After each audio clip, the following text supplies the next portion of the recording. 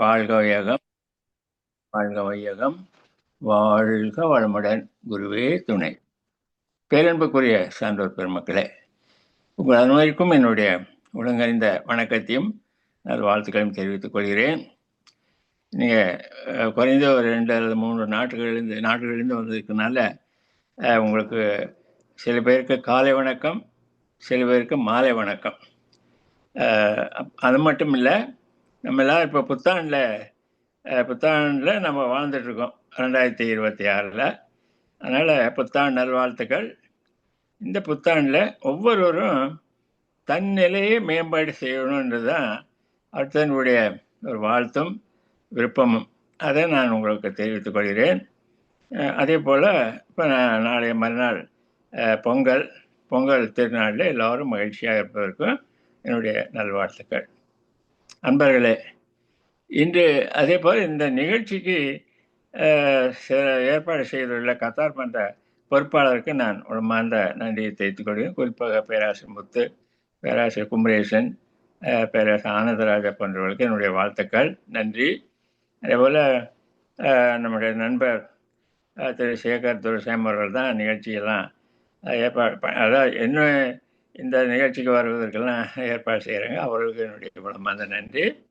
அதே போல் நம்முடைய ஆசிரியர் அனிதா சவுந்தரராஜன் போன்றவர்கள் ஒரு வாலண்டரி சர்வீஸ், அதாவது தன்னார்வ தொண்டர்கள் இவர்கள்லாம் செய்து வருகிறார்கள். அவர்களுக்கு என்னுடைய உளமார்ந்த வணக்கம் மற்றும் நன்றி. வாழ்வுடன் அம்மா அவர்கள் குறிப்பிட்டார் போல இது ஒரு ஆழமான தத்துவம் தான். வேதாத்திரத்தில் ஆன்மாவின் தனித்துவம். இப்போ கொஞ்சம் அந்த 3க்கும் விளக்கம் கொடுக்குறேங்க. ஆன்மா என்பது நீங்கள் எத்தனை பேர் கேட்டிருக்கீங்க? நம்ம உடலில் நம்ம ஓடிக்கொண்டிருக்கக்கூடிய உயிராற்றல் தான் ஆன்மா. ஆனால் மனிதனுக்கு மட்டும் மற்ற உயிர்களில் செயல்படும் போது உயிர் என்று தான் சொல்லுவாங்க. மனிதனில் அந்த செயல்படக்கூடிய உயிருக்கு தனி பெயர், ஒரு சிறப்பு பெயர் ஆன்மா. அது தெரிந்து கொள்ளலாம். அப்புறம் வேதாந்திர அதே மாதிரி தனித்துவம் பண்ணாங்க, ஒரு தனி சிறப்பு. இப்போ நமக்கு 3 உடல்கள் இருக்குது. நம்ம முதல்ல உடற்பயிற்சி கற்றுக்கும் போதே நம்ம தெரிஞ்சிட்ருக்கோம். அதாவது தூல உடல், அப்புறம் சூக்கும உடல், காந்த உடல். இது நீங்கள் பார்த்தீங்கன்னா இந்த உயிர் இல்லாமல் உடல் இருக்காது. இந்த உடலை கட்டும், உடலை வளர்க்கும் என்று ஐயா அவர்கள் ஒரு பாடலை சொல்லியிருக்காங்க. உடலை கட்டுவதே உயிர் தான். அது நான் சொல்ல போகிறேன். அதே போலங்க, மனம் உயிர் இல்லாமல் மனம் இல்லை. அதனால் ஆமாம், பரவாயில்லம்மா.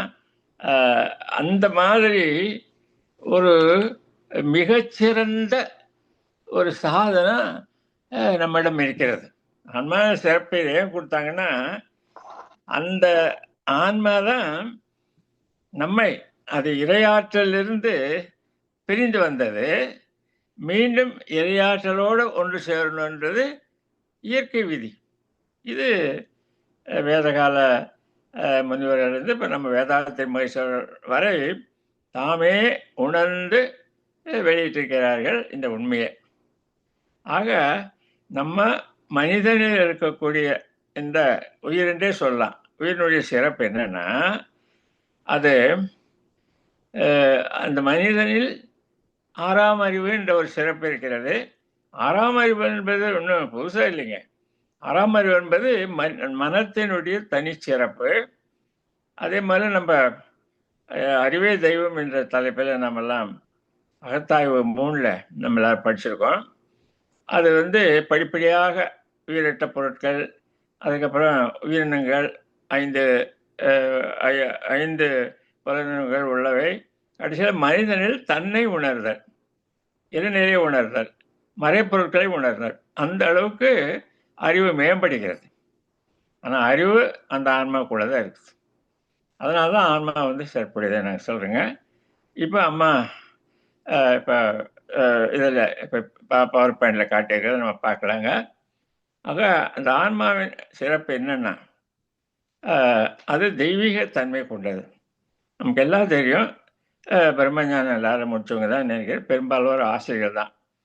அப்போ இறைவழியே தன்னிருக்க சூழ்ந்தழுத்தும் ஆற்றல் இதன் திணிவு மடிப்பு விட சுழலும் விண்ணாம். இப்போ இறைவெளியிலிருந்து பிரிஞ்சு வந்தது, நினைச்சு பாருங்க. அப்போ இறைவனுடைய தன்மை தான் இருக்கணும். இறைவனுடைய சிறு பாகம், அவ்வளோதான், சிறு துண்டு. அதான் டஸ்ட் பார்ட்டிகள், இறை துகள், வெண் துகள் அப்படியெல்லாம் சொல்லுவாங்க. இது வான்காலத்தில் உயிரில் செயல்படும் போது, உயிரினங்களில் செயல்படும் போது அதற்கு பேர் உயிர் துகள். அதனால் தெய்வீக தன்மையை நம்ம உணர்ந்து கொள்வோம். அதுக்கு அந்த அந்த தன்மை புரிஞ்சு கொண்டால் நாம் நம்மை முதல்ல மதிப்போம். அவர்களையே மதிக்கக்கூடிய அளவுக்கு நாம் ஒரு ஒரு மனநிலையை வளர்த்துக்கொள்ளணும். அது மட்டும் இல்லை, அதே உயிர் தான், அந்த தெய்வத்தினுடைய தன்மை கொண்ட உயிர் தான் ஒவ்வொருவரிடம் செயல்பட்டு கொண்டிருக்குது என்ற உண்மை தெரிந்து கொண்டா அப்போ எப்படி இருக்குங்க? அப்போ ஒவ்வொருவரும் அந்த தெய்வீக தன்மை கொண்டவங்க தான். ஆனாலும் அது அடித்தளத்தில், மனிதனுடைய அடித்தளத்தில். ஆனால் வெளியிலேயே ஒவ்வொருத்தரும் ஒரு மாதிரி செயல்படுறாங்கன்னா நமக்கு எல்லாம் தெரியும். அந்த 7 சம்பத்துக்கள் 16 காரணங்கள்னால வேறுபட தான் செய்யும். அதை வைத்து கொண்டு ஒரு மனிதருக்குள் ஒரு வேறுபாட்டை பார்க்கக்கூடாது. எல்லாரும் ஒரு அந்த உள்ளத்தில் தெய்வத்தை கொண்டிருக்கிறார்கள். திருவள்ளுவர் சொல்லியிருக்காருங்களா, ஐயப்படாது அகத்தது உணர்வானு தெய்வத்தோடு போகக்கூடாது. அந்த நிலைக்கு நான் வந்துட்டேன். இப்போ அகம் என்பது அறிவு. இப்போ நான் ஒரு பாடலாக அதை உங்களுக்கு விளக்க பாருங்க. இது ஒன்று. ரெண்டாவது ஒரு உயிர், அதாவது இப்போ நம்ம என்ன சொல்லியிருக்கோன்னா, ஒரு குழந்தை பிறக்குன்னு வச்சுக்கோங்க. ரெண்டாவது உடலை கட்டும் காத்து வரும்னு சொல்லியிருக்கோம். இப்போது ஒரு குழந்தை பிறக்குதுன்னு சொன்னால் பாருங்கள், இதெல்லாம் கொஞ்சம் சிந்திக்கிறது. எல்லாம் விஞ்ஞானிகளும் சரி மற்றவங்களும் சிந்திச்சா தான் நம்முடைய பெருமை தெரியும். அந்த 2 பெற்றோர்கள், தந்தை தாய் ஈருயிரும் ஒன்று சேர்ந்து தழைத்து ஒரு உருவாகி உலகில் வந்தேன். அப்போ 2 பேருடைய, தந்தை தாய் இருவருடைய உயிரினுடைய தன்மைகளெல்லாம் சேர்த்து ஒரு தனி உயிர் உண்டாகுது பாருங்க. இறையாற்றுடைய கருணை, அது அறிவினுடைய செயல்பாடு ஒன்று. அப்புறம் உடல் எப்படிங்க? இப்போ அண்ணாமலை யார் சதகம் என்றதில் நீ கூட அருட்தந்தையுடைய மனவளக்கலை 3ல் அந்த பெண்ணின் பெருமை என்ற அந்த பகுதியில் இருக்கு, நீ படிங்க. எப்படி ஒரு மாதமும் அந்த குழந்தை வளர்கிறது அப்படின்ற பற்றி. அப்போது வளருது அப்படின்னா எதை கொண்டு வளர்கிறது? அந்த குழந்தை வளர்வதற்கு ஒரு பொருள் நம்முடைய உயிராற்றல் தான். உயிரினுடைய ஒரு தொகுப்பு தான் ஒரு எந்த பொருள் எடுத்துட்டாலும். எனவே அறிவானது அது அந்த டிசைன் சொல்ல மாதிரி உருவத்தை அமைக்கிறது. ஆனால் இப்போ எப்படி ஒரு கட்டடம் கட்டுறோன்னா ஒரு பொறியாளர் அதுக்கான ஒரு பிளான் திட்டமெல்லாம் போட்டு வச்சிருப்பார். ஆனால் அதுக்கான பொருட்கள் வேணுமில்ல, செங்கல் சிமெண்ட் அதெல்லாம். அதுதான் நம்முடைய உயிராற்றல் பாருங்கள். அதுதான் உடலை கட்டி படிப்படியாக வளர்ந்துட்டுருக்குதுன்னு வச்சுக்கோங்க. இப்போ நாம் பிறப்பே உயிராற்றலினுடைய ஒரு ஒரு செயல்பாடு தான் தெரிந்து கொள்கிறாங்க. 3வது ஆமாம், 3வது தான் சொல்லிட்டேன், அது உடலை கட்டுமட்டு. 4வது தெய்வம், அறிவு, இவை உட்பொருளாக இருக்கின்றன. இப்போ நம்ம அந்த ஒரு வட்டம் பார்க்க போகிறோம். இதை முடிச்சுட்டு பார்க்க போகிறோங்க. அம்மா அந்த வட்டத்தை காமிங்க, முதல் வட்டம். ரைட், பரவாயில்ல, ஓகே. இந்த வட்டம் மீண்டும் மீண்டும் பார்த்தாலும் பலரும் அதை மனதில் வச்சுக்கோங்க. இதை அருட்தந்தையவர்களே எங்களுக்கு இந்த வட்டத்தை போட்டு வலிக்காது ஒரு காலகட்டத்தில். இது பார்த்தீங்கன்னா, இது எப்படி, இது நம்ம இப்படியெல்லாம் சமனாக இருக்காது. அந்த உயிராற்றல் சுத்த விழுந்து பிரியும் போது, அப்புறம் அது இயங்கும் போது சுத்த வெளி சூழ்ந்து அழுத்தி கொண்டு இருக்குது. அதனுடைய தன்மை சூழ்ந்து அழுத்தும் பேராற்றல் இருக்கு இல்லையா? அதனால அழுத்திக் கொண்டே இருக்கும். அவ்வளவு அழுத்தினாலும் கடைசியில் அழுத்த முடியாத அளவுக்கு வந்து தான் இந்த அதுக்காக தான் இந்த சக்தி சக்தி வழிபாடெல்லாம் பக்தி மார்க்கத்தை சொல்கிறோம். ஒரு ஒரு நல்ல ஆற்றல் கொண்டது தான். இப்போ அந்த மாதிரி ஒரு குளோபல் ஒரு பந்து போல இருக்கும். அந்த மாதிரி கோள வடிவம் உண்மையாகவே நாலா பக்கமும் இல்லை எல்லா பக்கமும் சூழ்ந்தெடுத்தது. ஆனாலும் இப்போ நாம் ஒரு இந்த விளக்கத்துக்காக அவருடைய கிராஸ் செக்ஷன் ஆங்கிள் சொல்லுவாங்க. ஒரு ஆப்பில் வந்து இப்போ 2 பிரிவாக பிரிச்சிங்கன்னா அந்த உள்பகுதி நம்ம பார்க்குறோம்ல, அதுதான் உயிராற்றலுடைய அந்த உயிர் துகளினுடைய அந்த நடுப்பக தான் நம்ம நடுப்பகுதி பார்க்குறோங்க. அதில் என்ன இருக்குது? வெளியில் வந்து வேகம். ஏன் வேகம்? அந்த சுத்த வெளியோட அழுத்தத்தினால ஸ்பின்னிங்னு சொல்கிறாங்க. அதான் சுழலும் நுண் விண்ணன் சொல்லியிருக்காருல்ல, சுழல்வது வந்து அந்த சுத்த வெளியினுடைய ஆற்றல் ஆச்சுங்களா, அது வேகம்.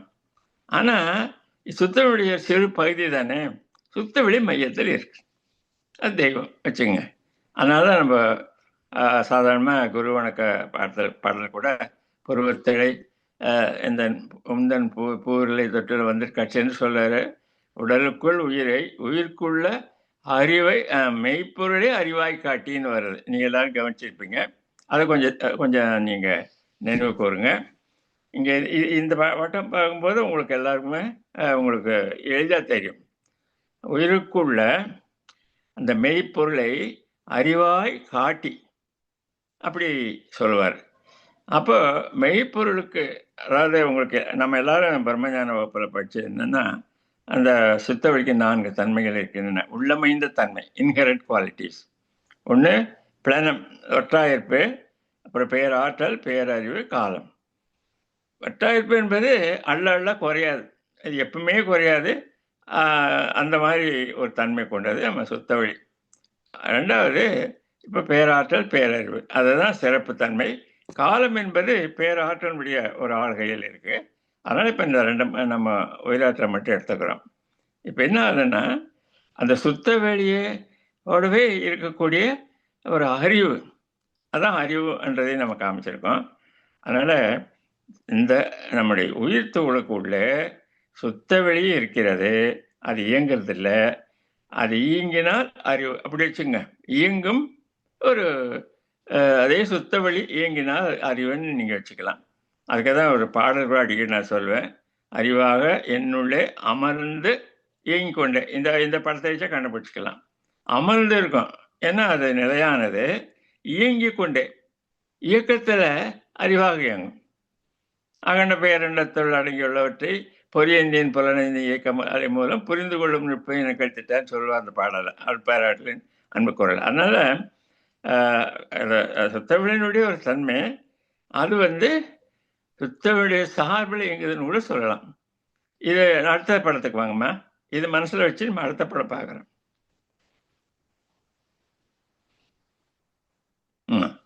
இதெல்லாம் தெரிஞ்சுட்டா அப்புறம் மறுபடியும் தொடரலாம். இப்போ இந்த நம்ம ஒவ்வொரு மனிதரும் எல்லாருமே இன்பமா இருக்கணும்னு தான் நினைக்கிறோம்.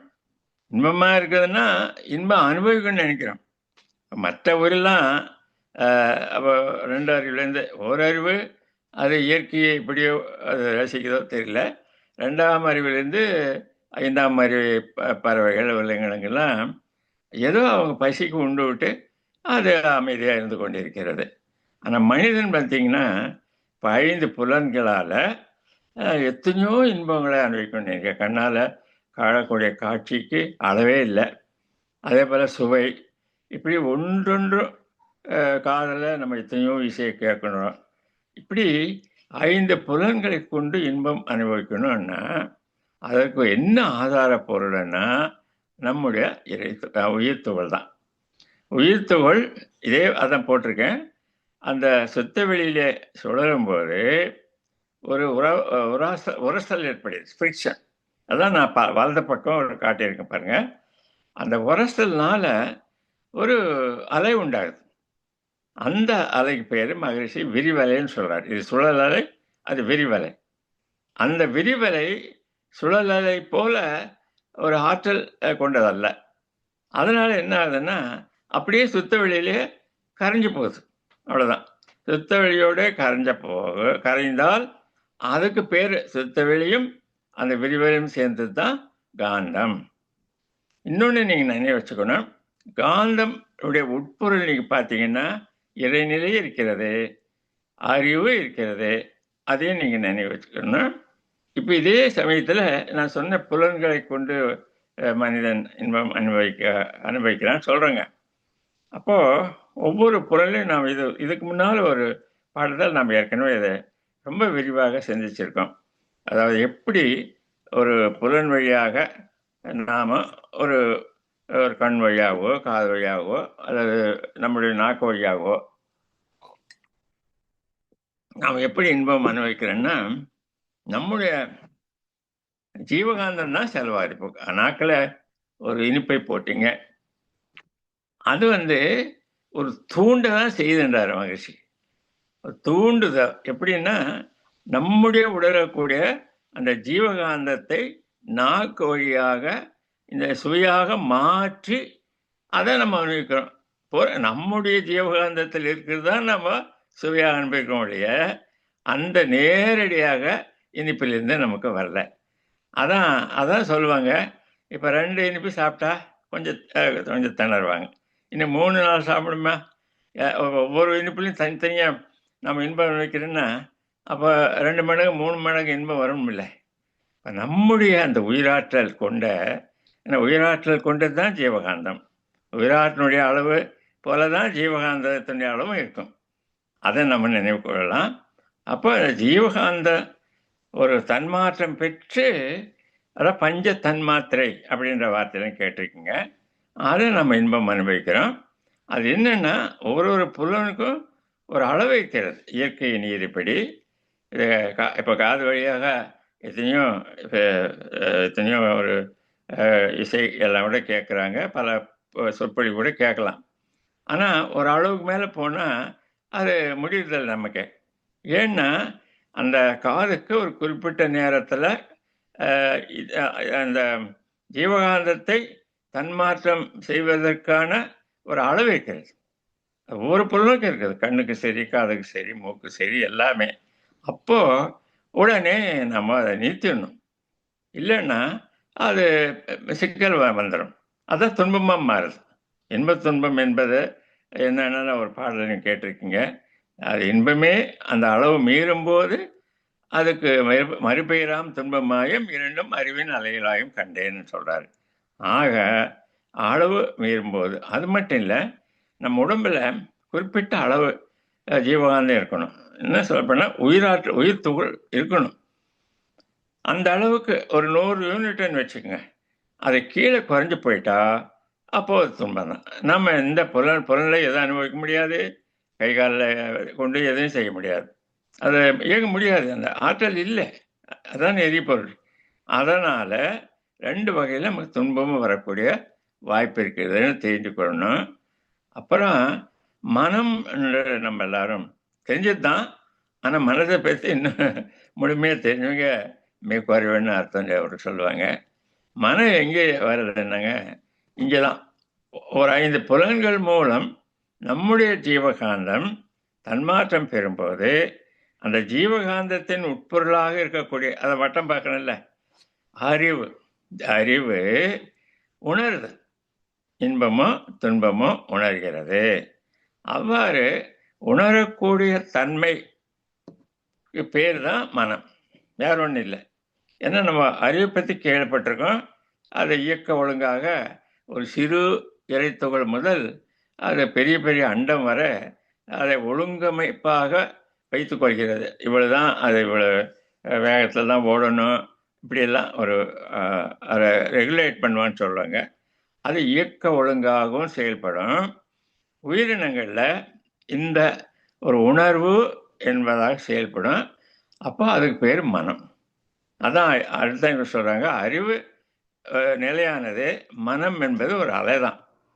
அப்போ மனம் என்பது அறிவின் அலை. அப்புறம் உங்களுக்கு சரி, அப்போ பின்னால் நம்ம பார்க்க போகிறோம். அந்த மனம்தான் பதிவெல்லாம் ஏற்படுத்தி கொள்கிறது அப்படின்னு சொல்லி, அது நான் இப்போ அடுத்தது வரலைங்க. இப்போ போதுமா? இப்போ இந்த வாழ்க வளமுடன். இப்போ அடுத்தது ஒரு ரொம்ப சிறப்பான ஒரு தத்துவம் என்னன்னா, வரேம்மா, அதுக்கு ஒன்று ஒன்று வரேன். பதிவுகள். அதாவது பாடல் எப்படி இருக்கும்? பாடல் இருக்கட்டும்மா, நான் இப்போ விளக்கத்தை கொடுறேன், சொல்கிறேன். சொல்கிறேன். அதாவது 3 பாடல் மட்டும் உங்களுடைய ஒரு இந்த பவர் பாயிண்டில் உங்களுக்கு கொடுக்குறேன். மற்ற சில பாடல் நான் வேணால் பாடி சொல்லி காமிக்கிறேங்க. வாழ்கமுடன். முதல் பாடல் வந்து நான் சொல்கிறேன். வாழ்கமுடன்.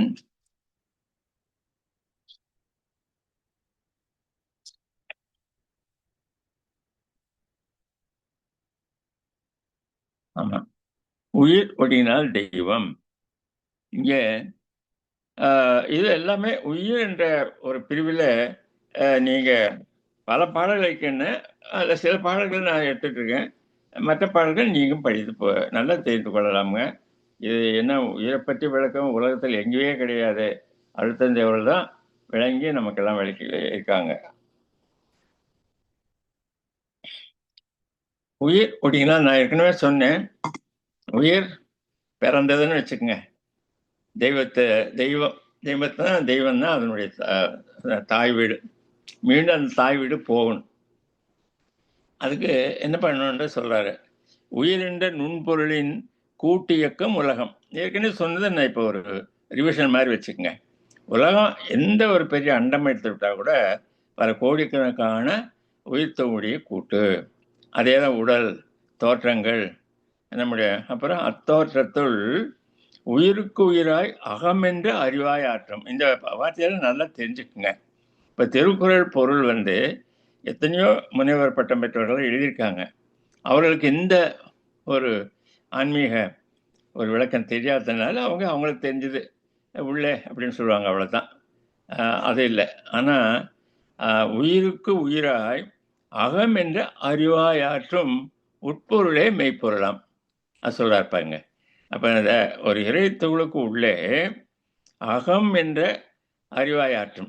அப்போ அகம் என்று வந்தால் அது வந்து அறிவு தான்.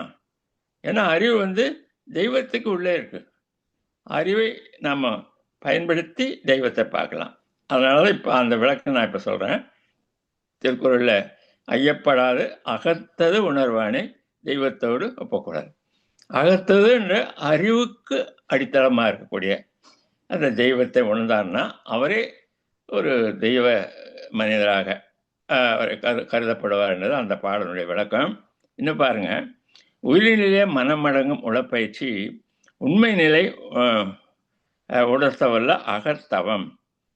இப்போ நம்ம கடைசியில் நம்ம தெய்வத்தோட சேரணும் அப்படின்னா, இப்போ நம்ம உயிருக்குள்ள அறிவிலிருந்து மனம். அப்போ மனதை கொண்டு தான் நம்ம எல்லாமே செய்கிறோம். மனம் ஒரு சாதனத்தை வச்சு தான் நாம் வந்து என்ன செய்கிறோம். நம்ம சாதாரண உடல் உணர்விலேயே இருக்கக்கூடிய மனதை அது வந்து பீட்டா 14-40 சைக்கிள்ஸ் பர் செகண்ட். பின்னாடி இன்னொரு வரைபடம் இருக்குது, அதெல்லாம் நம்ம விளங்கி கொள்ளாங்க. அதை என்ன பண்ணுறோம், உயிரில் வச்சு தவம் செய்கிறோம். அதான் ஒரு பேர் கருத்தவம்னு சொல்லுவாங்க. அப்போது நம்ம ஆக்கினை கீழ் மையங்கள்லாம் வைக்க முடியாது. நம்ம ஜெனட்டிக் சென்டர் கரு மையத்திலையும் அதை செய்ய முடியாதுன்னா அது ஒரு பெரிய குழம்போல் இருக்குது. அது அந்த காலத்திலே நம்ம ஞானிகள் கண்டுபிடிச்சிருக்காங்க. நம்ம ஆக்னை என்ற அந்த பிட்யூட்ரி சுரப்பி இடத்துல தான் நாம் அதை உணர முடியும்னு சொல்லிட்டு, அதனால தான் நம்ம அந்த உயிரினிலே மனம் அடங்கும் உளப்பயிற்சி அதான் நம்ம செய்கிறோம். உண்மை நிலை உணர்த்த வல்ல அகத்தவமாம். எப்படி உண்மை நிலை உணர்த்துறது? அதே இன்னும் கொஞ்சம் மேலே துரியம் போனோம்னா அதான் நம்ம பிரம்மரந்தம்லாம் சொல்கிறோம் இல்லையா, ஆக இறைநிலையினுடைய ஒரு ஒரு நுழைவாயில். அப்போது இந்த மனத்தினுடைய வேகம் குறைஞ்சு நம்ம துரியத்தில் நீங்கள் எத்தனை பேர் கேள்விப்பட்டிருப்பீங்க தெரியல, மகரிஷி அவர்கள் ஒரு விளக்கம் கொடுத்துருக்காங்க. 9 மைய தவத்தினுடைய விளக்கத்தில் துரியம் போகும்போது அலை நின்று நிலை ஆகிவிடுகிறது. அதுதான் அவர் சொல்கிறார். அது அறிவினுடைய அலைன்னு சொல்கிறோமே, அந்த அலைத்தன்மை மனதுக்கு நீங்கி அறிவாகவே மாறிவிடுகிறது துரியத்தில். அதான் அது ஆக்கிய நிலை, ஓர்ம நிலை, துரியத்தில் நிலைப்பேற்று நிலை, துரியாதயத்தில் நிறைப்பேற்று நிலை. அது நம்ம எல்லாம் அந்த பாடல் கூட படிச்சிருக்கோம் இல்லையா? அதனால் நிறைந்து விடுகிறது. அதான் 3 நிலை மனதுக்கு. அடுத்து உயிர் துகளே அகமியங்கும் நிலையமாகும்.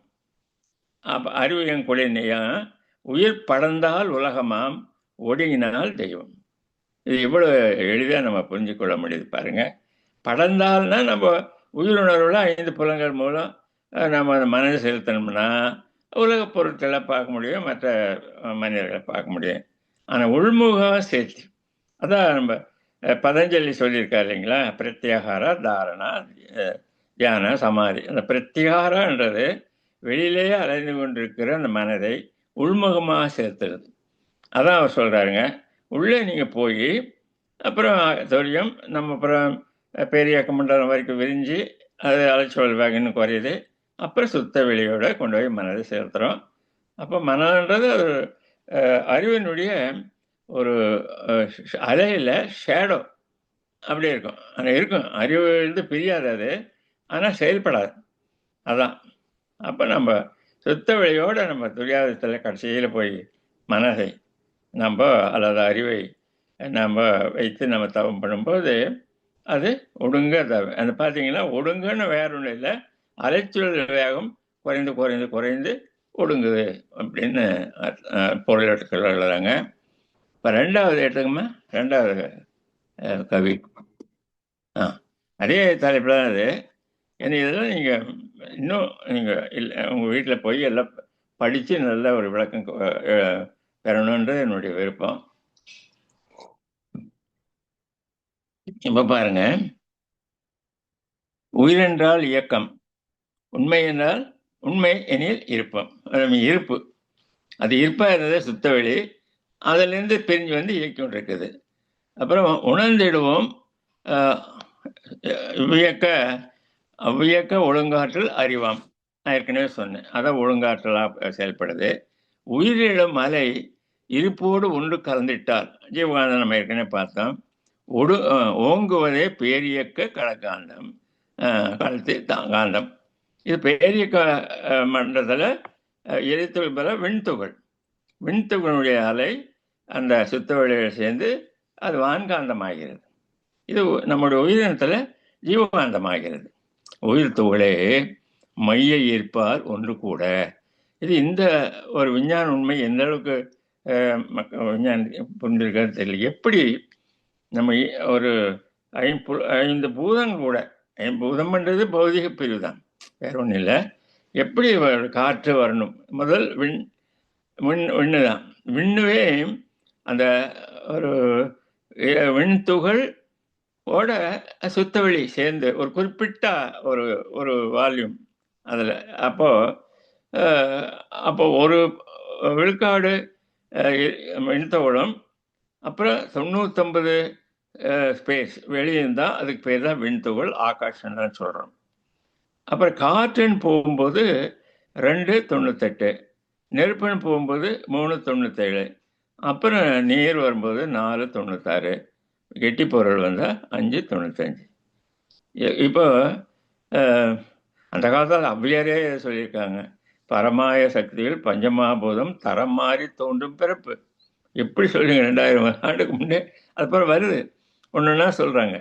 ஆக அதான் ஐயா சொல்கிறாங்க, எப்படி சேருது. இப்போ அதுதான் அவர் சொல்கிறார். இப்போது அதே மாதிரி இப்போ நம்ம எத்தனையோ எலிமெண்ட்ஸ் மூலகங்கள்லாம் வருதுன்னு சொல்கிறோம். எப்படி மூலகங்கள் உண்டாகின்றன, இந்த கருத்து நம்ம ஓரளவு தெரிஞ்சுட்டோம், நல்லது தான். நமக்கு எல்லாம் தெரியும், ஒவ்வொரு உயிர்த்தொழில் மையத்திலையும் அந்த சுத்தவெளி இருக்கிறது. சுத்தவெளிய தன்மை ஈர்ப்பு, கிராவிட்டி. அதே போல் பக்கத்தில் ஆனால் எதுவுமே ஒன்று சேர முடியாது. ஏன்னா இந்த சுழற்சியினால் அந்த விரிவலை மற்றதை நெருங்க ஒட்டாதல்ல. ஆமாம், இன்னொரு இறைத்துகள் இப்போ நம்ம இறைத்துகள்லேருந்து தான் அலை வந்துட்டுருக்கு. இப்போ 2 இறைத்துகள் ஒன்று சேராது. ஏன்னா அந்த விரிவலை தள்ளும் சக்தின்னு மகிழ்ச்சி சொல்லுவாங்க. ஆனாலும் ஒரு பக்கம் தள்ளும் சக்தி இருந்தா கூட சுத்த வெளி வந்து 2 மையத்தில் இருக்கிறதுனால ஒண்ணுக்கு ஒண்ணு பாருங்க எவ்வளவு சொல்றாருன்னு. உயிர்த்துகளே மைய ஈர்ப்பால் ஒன்று கூட. சரி, இன்னும் மட்டும் அது மட்டும் இல்லை, இன்னொரு சொல்றாங்க. இந்த 2 அல்லது ஏதோ அதுக்கு மேல இருந்தா கூட இவற்றை சூழ்ந்து அழுத்துற மாதிரி அவற்றை அவற்றை வெளிப்புறத்தை எல்லாத்தையும் சூழ்ந்து அழுத்தம். 2 ஆற்றல், ஒன்று மைய ஈர்ப்பு, இன்னொன்று சூழ்ந்தெழுத்தது. இந்த 2யும் வெளிப்புறமாக. அதனால தான் மூலங்கள் பல சொல்றாங்க. மையற்பால் ஒன்று கூட உருவம், ஒலி, ஒளி, சுவை, மனம். மனம் ஆனதென்ற உயிர் விளக்கம், மெய் விளக்கம், உணர்வு நிலை அறிவு உணர்ந்தாலே உடல் நலமும் வாழ்வு நலமும் கிட்டும்.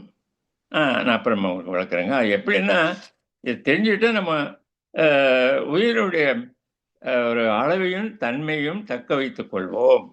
அடுத்தது இதை சொல்லி முடிச்சிடலாங்க. உயிர் விளக்கம் அர்த்தங்கள் சொல்லியிருக்காங்க. அப்புறம் அதெல்லாம் வேத வாக்கு மாதிரி தான். என்ன சொல்றாரு பாருங்க. விஞ்ஞானம் உறுதிப்பட விளக்கிடாத, வேதாந்தம் தெளிவுபட கூறிடாத, மெய்ஞானம் உரை மூலம் உணர்த்திடாத. மெய்ஞானத்தில் எந்த நூலும் கிடையாது வேதத்திலிருந்து. அது கூட ஒரு கதை சொல்ல மகிழ்ச்சி.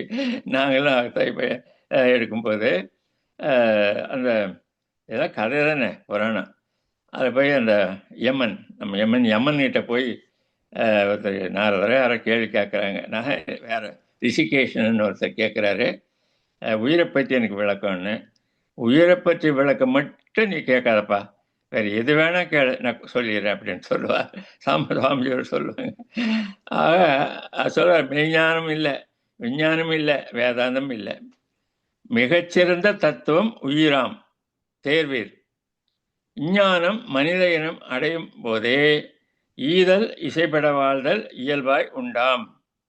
என்னை எப்போ ஒரு உயிர் உணர்வு வந்து விட்டதோ அப்போ இயல்பாகவே அந்த அன்பு கருணை வந்து விடுகிறது. அப்போ என்ன, நம்ம அந்த ஒழுக்கம் கடமை ஈகை அந்த ஒரு கடமை உணர்வு நமக்கு இயல்பாக வரும். மற்றவங்களுக்கு உதவ வேண்டும் என்ற ஒரு உணர்வு வரும். அப்போ தான் ஆன்மீக உணர்வுன்னு சொல்கிறாங்க. அஞ்ஞானம் என்னும் சொல்லை உலகில் உள்ள அகராதி அத்தனையும் விலக்கி நிற்கும். அகராதியிலே இருக்காது. அஞ்ஞானம் என்பது எல்லாம் தெரியாமல் இருக்கிறவங்க தான். எல்லாம் 99 விழுக்காடுக்கு இது தெரியாதுல்ல. அதனால சொல்கிறாரு, உலகில் உள்ள பொறுப்புடைய தலைவர் எல்லாம் உயிரிழவை உள்ளுணர்வாய் பெறுதல் வேண்டும் சொல்கிறாங்க இல்லையா. அது தெரிஞ்சாதான். இப்போ அதை அந்த இதை எடுத்துக்காம நான் ஒரு பட்டியல் போட்டிருக்கேன்ல, அதை சொல்லி முடிச்சலாங்க. இன்னொரு 4-5 குறிப்புகளுக்கு என்ன, பதிவுகளின் இருப்பிடம் அதே தான். உங்களுக்கு தெரியும், இப்போ நம்ம புலன்களால் அனுபவிச்சதெல்லாம் இப்போ மற்ற உயிரினங்கள்லாம் அப்பப்போ உண்டு, அது மறந்துடும், மறுபடியும் ஏதாவது பசிங்க தான் சாப்பிடும். இந்த மனிதன் அப்படி கிடையாது. ஏதாவது ஒரு இடத்துல நல்ல சுவையை உண்டானா மீண்டும் அதை நினைவுகிறது எப்படி, அது மனசில் அது நம்ம சாமி சொல்கிற மாதிரி அந்த நாக்கில் சுவைச்சார் இல்லைங்களா, நாக்கில் ஒரு பதிவாகி அப்புறம் அது மூளையில் பதிவாகி கருமையத்தில் அந்த பதிவு இருக்குது. அப்போ அவர் நினச்சாலே கருமையத்திலேருந்து அவர் அப்போ என்ன சாப்பிட்டாருன்றது அப்படியே நமக்கு ஒரு வீடியோ காட்சி போல் நம்ம நம்ம நம்ம மூளை எடுத்து காட்டுது. அதான் எண்ணம்னு சொல்கிறார். இந்த மாதிரி தான் மக்கள் வந்து மீண்டும் மீண்டும் அது நல்லதோ கெட்டதோ நமக்கு நல்லது விளைவிக்குமா என்றெல்லாம் பார்க்கறதில்ல. ஏன்னா உடல் உணர்வில் பீட்டா 14-40 சைக்கிள்ஸ் பெர் செகண்ட் அவர் போகிறதுனால அந்த ஒரு ஒரு மயக்க நிலைன்னு சொல்லுவாங்க, விளைவறியாத மயக்க நிலையில் செயல்படுறதுனால அவங்க அது மீண்டும் மீண்டும் நம்ம செய்யலான்னு ஒரு எண்ணம் வருங்க. அந்த பதிவு வந்து நம்ம ஏற்கனவே போன வகுப்பில் சிந்திச்சிருக்கோம். பதிவு எப்படி உண்டாகுது அப்படின்னா, அந்த ஒரு இப்போ நாட்களையே கூட உயிராற்றல் உடைய தெளிவு தானே, உயிராற்றலுக்குள்ளே அறிவு வந்து அதை வந்து பதிவு செய்யுதுன்னு சாமி சொல்கிறாரு. அதுக்கு வந்து நம்ம கண் வழியாக சொன்னால் இன்னும் நல்லா இருக்கும். கண் வழியாக நம்ம ஒரு பசுவை பார்க்குறோம்.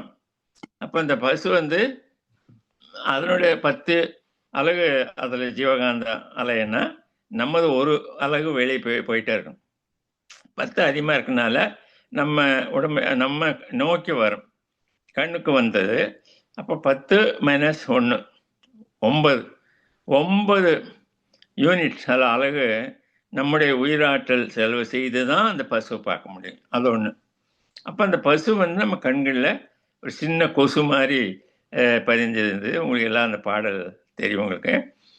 அது பதிவு. இது எல்லாம் அறிவின் வேலை. அந்த ஜீவகாந்தத்தை இன்னும் சொல்லுவாங்க, ஒரு வாகனமாக பயன்படுத்தி அந்த பசு வரைக்கும் போயிடுச்சு. அப்புறம் வந்து உள்ள ஒரு கொசு போல், ஆனால் முழு உருவம் இருக்கும், ஒரு பதிய வச்சிச்சு. அப்புறம் அங்கே மேலே மூளைக்கு போகுது. மூளையில் ஒரே டாட், அந்த டாட்டில் அந்த பசு இருக்குது.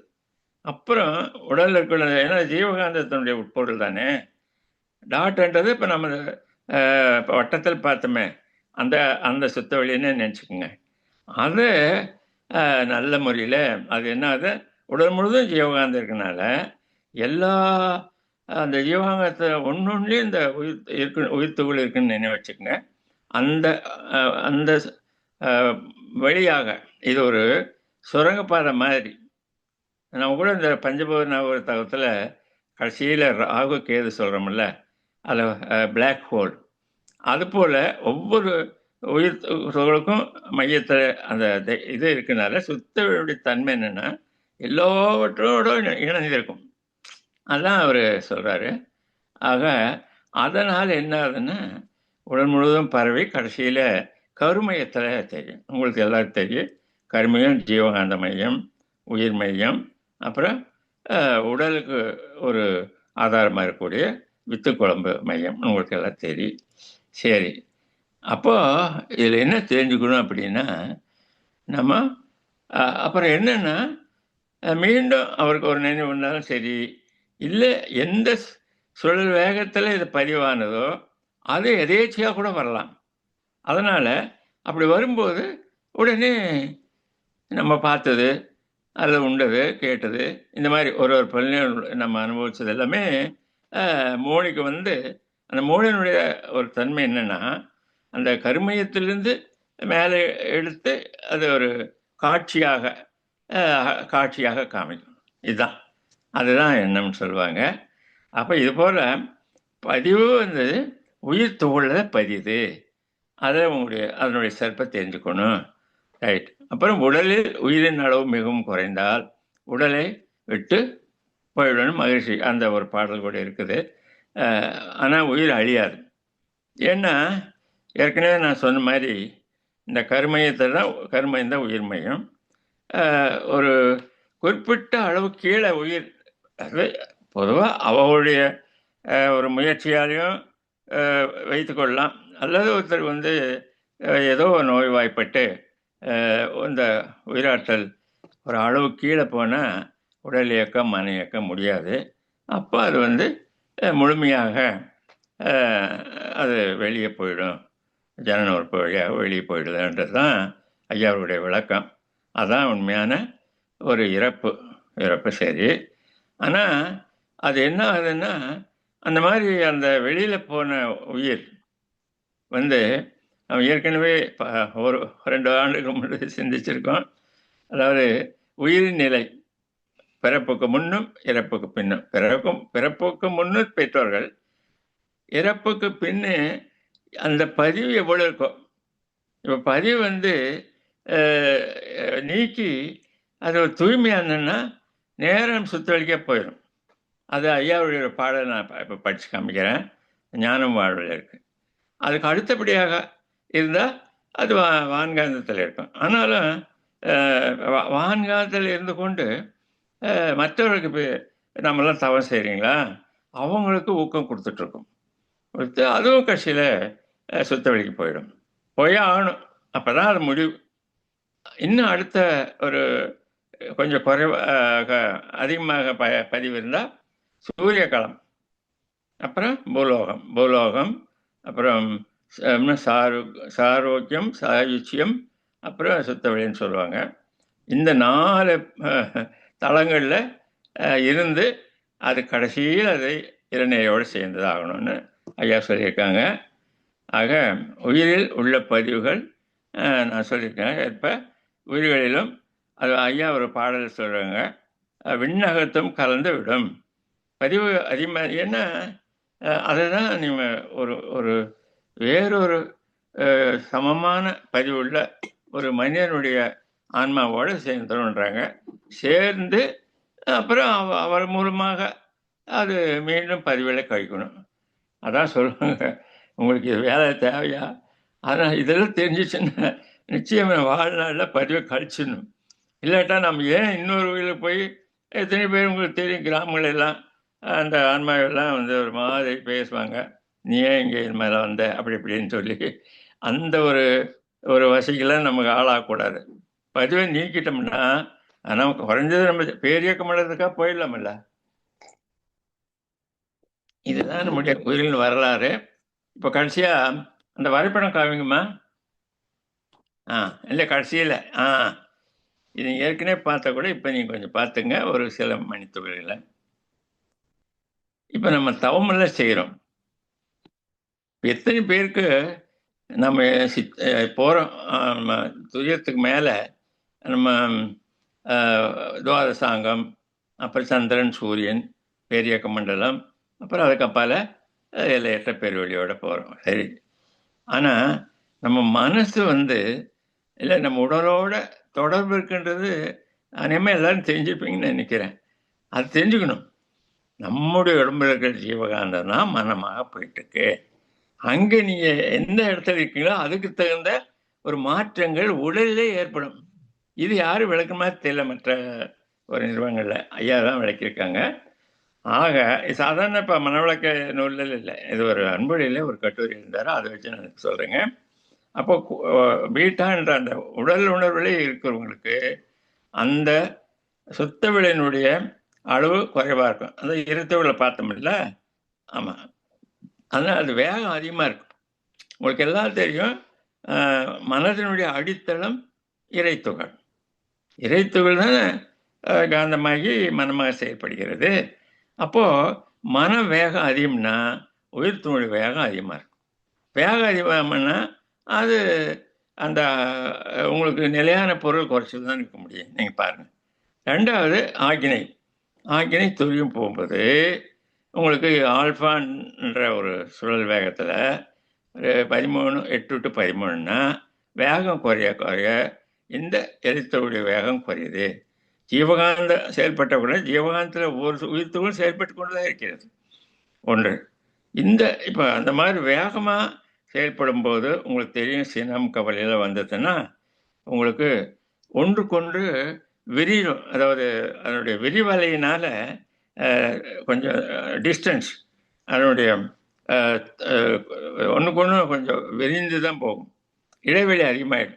இதனால் என்ன ஆகுன்னா ஒரு குறிப்பிட்ட அளவு ஒரு 25% ஒரு விழுக்காடு உடலை விட்டே வெளியே போயிடும் அப்படின்னு நம்முடைய ஐயா சொல்கிறாங்க, அருள் தந்தை.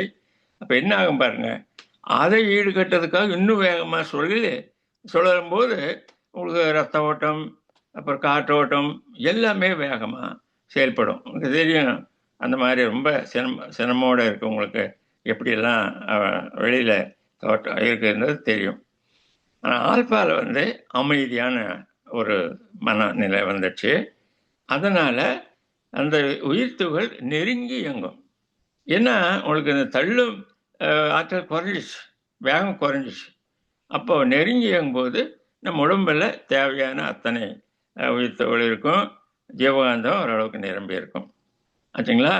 மூணாவது வந்து பேரியக்க மண்டல அளவுக்கு நம்ம விரிஞ்சிட்டோம்னா இன்னும் குறையும். அதை வந்து தீட்டா அது வந்து 4/7. அப்போ போகும்போது பாருங்கள், அந்த அந்த வேகம் குறைய விவேகம் அதிகமாயிருச்சு. வேகத்துக்கு விவேகம் அதிகமாயிருந்தா அது அறிவினுடையன்னு சொல்லலாம், தெய்வத்தினுடைய தன்மை அதிகமாயிட்டே வருது. அப்படிப்பட்ட மனிதர்களுக்கு அவர்கள் எவ்வளோ தூரம் அருள் தந்தையர்கள் அந்த பேரியக்க மண்டலத்திலே மனம் வச்சு தான் பல தத்துவங்களை நமக்கு கொடுத்துருக்காங்க, பல பாடல்களை எழுதியிருக்கிறாங்க. எல்லாம் அந்த பல ஞானிகளுடைய அந்த ஒரு தொடர்பு கிடைக்குன்னு சொல்கிறாங்க. அவ்வளோ எண்ணியதெல்லாமே அங்கே இருக்கு, காஸ்மிக் ரெக்கார்ட். கடைசியாக துரியாதத்தில் மன வைக்கும்போது நம்ம உடம்பில் இருக்கிற ஒவ்வொரு உயிர்த்துகளும் மிக மிக குறைந்த வயதில் செயல்படும், எல்லாம் நெருங்கி செயல்படும். திணிவு அதிகமாக இருக்கும் ஜீவகாந்தன்னு ஒரு குறிப்பிட்ட இலையில். இன்னும் சொல்ல போனால் வெளியில் வான்காந்தத்திலிருந்து தேவையான வாங்கிக்கும். அந்த அளவுக்கு ஒரு ஈர்ப்பு ஆற்றல் ஒவ்வொரு உயிராற்றலுக்கு வரும்போது, அப்படிப்பட்ட மனிதர் பார்த்தாலே ஒரு தெய்வீக ஒரு ஒரு தோற்றம் அர்த்தந்திரவை போல. அவங்க பார்த்தாலே போதும். இதனால் நல்லாரை காண்பதும் நன்றேன்னு சொல்கிறாங்கல்ல. அவங்க பார்வை பார்த்தாலே நம்ம உடல் முழுவதும் ஏதோ ஒரு ஆற்றல் உள்ளே மாதிரி தெரியும். அது பல பேர் அனுபவிச்சிருக்கிறோம். ஆச்சுங்களா? இதெல்லாம் நம்ம தெரிஞ்சுக்கலாம். கடைசியாக சில அன்பர்கள் இப்போ நம்ம இதெல்லாம் தெரிஞ்ச பிறகு நம்ம என்ன செய்யணும்? தவம் செஞ்சு இந்த மாதிரி நம்ம மனச்சோல் வேகத்தை குறைச்சோம்னா உயிரினுடைய திணிவு அதிகமாகும், ஜீவகாந்தம் அதிகமாகும். ஜீவகாந்தம் அதிகமானா உடல் இயக்கம், மன இயக்கம். நம்ம தவம் செஞ்சால் கூட எளிதாக எந்தெந்த நிலைக்கு போகணுமோ போயிடலாம். உடல் இயக்கம் நல்லா இருக்கும். அது ஒன்று. அதே போல் ஒரு ஈர்ப்பாற்றல், அந்த வார்த்தை நான் சொல்ல விரும்பலை, இருந்தாலும் கவர்ச்சின்னு சொல்லுவாங்கள்ல. ஆக ஒவ்வொரு மனிதனுக்கும் அந்த நட்பு நலம் நல்லாயிருக்கும். முழுமை நலத்தில் உயிர் வளம் இருந்தோன்னா உடல் நலம், ஏன்னா உடல் முழுவதும் நல்ல ஒரு திணிவு இருந்ததுன்னா எந்த விதமான ஒரு உடல் சம்மந்தப்பட்ட ஒரு சிக்கல் இருக்காது. ஐயா சொல்லியிருக்காங்க, நீ கேள்விப்பட்டிருப்பீங்க. பல ஆண்டுகள் தீராத வியாதிகளை கூட துரியாதீதத்தை தொடர்ந்து செஞ்சிங்கன்னா அது நீங்களும் சொல்லியிருக்காரு. ஏன்னா இதுதான் நம்முடைய அந்த சுத்த விடைய தன்மை அதிகமாக அந்த நோயெல்லாம் கூட நீங்கி இருக்குது அப்படின்ட்டு. இப்போ ஒரு இருக்கிற நேரத்தை கேள்வி பதில் தான் சரியாக. இப்போ நம்ம அடுத்த முறை பார்த்துக்கலாம். நான் நினச்சேன் ஒரு அன்பர், சில நண்பர் கேட்டாங்க கண்ணாடி பயிற்சி பற்றி விளக்கம் கொடுங்கன்னு. ஆனால் 10 மணித்தொழில் இருக்குது, நம்ம கேள்வி பதில் கூப்பிட்டுடலாம். யாரும் கேட்கலன்னா நான் அந்த விளக்கம் கொடுக்குறேங்க. ஏன்னா நம்ம எப்படி நம்ம அந்த உயிர் ஆற்றலை பெருக்கிக் கொள்வதுன்றதுக்கு தான் ஐயா அவர்கள் நமக்கு முக்கியமாக அந்த விளக்கு பயிற்சி, கண்ணாடி பயிற்சிலாம் கொடுத்துருக்காங்க. விளக்கு பயிற்சியோட கண்ணாடி பயிற்சி தான் சிறந்ததுன்னு சொல்கிறாங்க. ஏன்னா கண்ணாடி பயிற்சியில் நம்ம உடலை விட்டு போகக்கூடிய அந்த உயிராற்றோடைய அளவு குறைவு இருந்தால் கூட ஒரு ஒரு நிமிடம் நீங்கள் வெளியே பார்த்து உங்களை பார்க்குறீங்க. அது எதை இப்போ நம்ம உருவத்தையே பார்க்கறதுனால நம்ம அந்த ஆற்றல் எப்படி போகும்? நம்ம உருவத்தோட வந்துடும் சாமி சொல்லியிருக்காரு. நீங்கள் யூடியூப்பில் இந்த ஜீவகாந்த பெருக்கத்தை பற்றி அருத்தனுடைய உரை இருக்குது, நீங்கள் கேளுங்க. அது ஒன்று. ஆனால் வேறு பொருளை பார்த்தா நம்ம ஆற்றல் வெளியே போகும். அது சரி. அது ஒரு நிமிடம் பார்த்தீங்கன்னா 2 நிமிடங்கள் கண்ணை பொத்தி கொண்டு அதான் கையை சொல்ல பண்ணுற மாதிரி பண்ணிவிட்டு நம்ம உடல் முழுவதும் அந்த ஆற்றல் உள்ளே வருவதை கவனிக்கணும். இந்த மாதிரி வாரம் 2 நாள் ஏற்கனவே முதல்ல கற்றுக்கொண்ட உடனே ஒரு 2 வாரம் தொடர்ந்து செய்யணும். அப்புறம் ஒரு வாரமோ ஒரு 2 முறை செஞ்சால் கூட போகிறோங்க. அப்போ அதை நம்ம தக்க வைத்து கொண்டால் நமக்கு உடல்நலம், மனவளம் எல்லாமே மேம்படும். ஒன்று. அதே போல் நம்ம தீட்சை கொடுக்கறதுக்கு எப்படி செய்கிறோம் இல்லைங்களா, அதை அதுதான் அந்த கண்ணாடி பயிற்சியில் நமக்கும் அந்த கண்ணாடிக்கு இடைவெளியே இருக்கக்கூடிய அந்த உயிராற்றலை எப்படி நம்ம அள்ளுறதுன்றதெல்லாம் சொல்லியிருக்காங்க. இப்போ வேண்டாம், அடுத்த வகுப்பில் நான் உங்களுக்கு சொல்லிக் கொடுக்குறேங்க. ஏற்கனவே தெரியும் உங்களுக்கு, செய்கிறீங்க. அதன் கூடுதலான உண்மை என்னென்னா, நம்ம ஒரு கைக்குட்டையோ அல்லது ஒரு துண்டு நம்ம தொடை மேலே போட்டுக்கிட்டு லேசாக ஒரு இப்படியே இப்போ வீடியோ காமிக்கிறீங்களாம்மா? வீடியோ காமிச்சா இந்த உங்களுக்கு ஒலி வராது, சரியா? இல்லை பரவாயில்லைங்க ஐயா, சரி, பரவாயில்ல. சரி, அந்த மாதிரி இது மாதிரி அழுற மாதிரி பண்ணோம்னா அப்போ எப்போ வேணாலும் நம்ம எப்போ விரும்புகிறோமோ அப்போ கை வழியாக வான்காந்தத்தை வாங்கி நாம் தீட்சை பெறுவர்கிட்ட நாம் தொட்டு அதை கொடுக்குறோம். அது அவருக்கும் நல்ல உணர்வு கிடைக்கும் என்று சொல்லி இத்தகைய ஒரு நல்ல வாய்ப்பை அவருடைய கத்தார் மன்ற பொறுப்பாளர்களுக்கும் செவிமெடுத்த அனைத்து சான்றோர் பெருமக்களுக்கும் இந்த மனமார்ந்த நன்றியை கூறி இந்த ஒரு உரையை நிறைவு செய்கிறேன். விரும்புகிறவர்கள் நீங்கள் கேள்வி கேட்கலாம். என்ன இருக்கிற நேரம் குறைவாக இருக்குது. அனைவருக்கும் நன்றி. வணக்கம். வாழ்க வளமுடன். வாழ்க வளமுடன்.